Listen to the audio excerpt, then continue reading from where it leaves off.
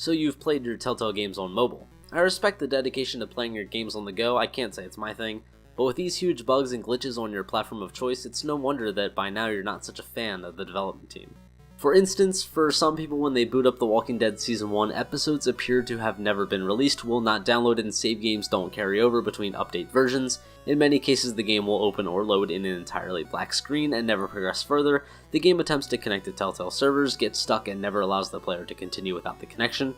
Wolf Among Us has left players with a game that simply will never launch at all, and if they do get it to start, sometimes choices will be left with "this choice is blank" in place of actual dialogue decisions. Walking Dead Season 2 was known for a mixture of both of these bags of issues. Tales from Borderlands doesn't work in 5.1 surround sound, although being advertised that way, and some people continue to report the same issues as in the past titles.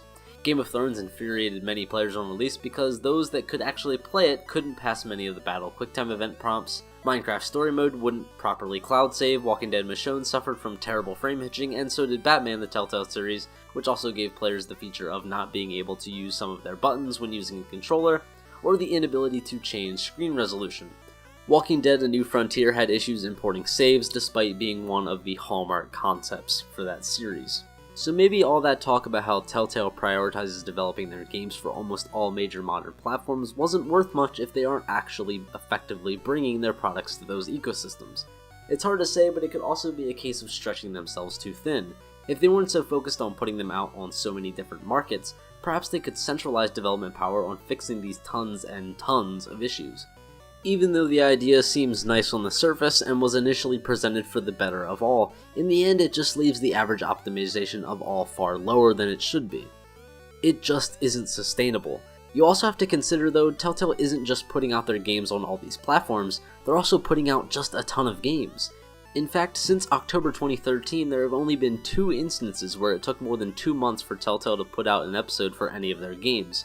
I've compiled the entire release schedule since Walking Dead Season 1 starting in 2012 by month, by year, and I'll give you a couple seconds to look it over and see just how dedicated Telltale has been to making sure their audience always has something to play.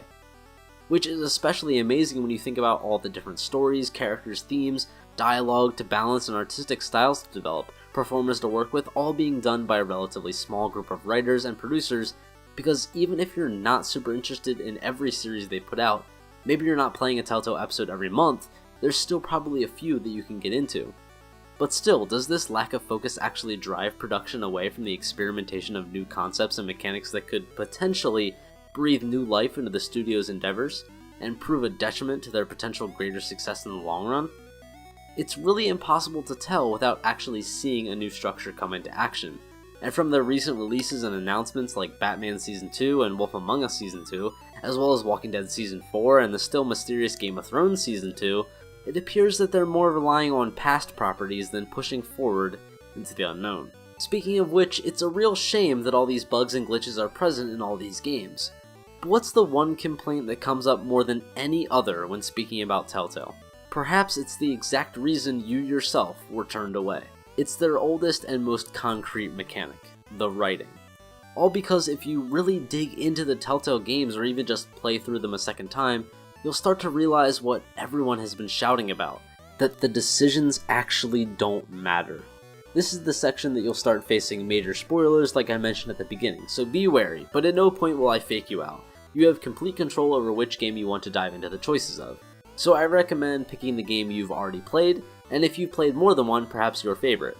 If you played none of them and are still worried about spoilers, I would go with The Walking Dead, since it's the oldest, and if you haven't played it by now, you probably won't.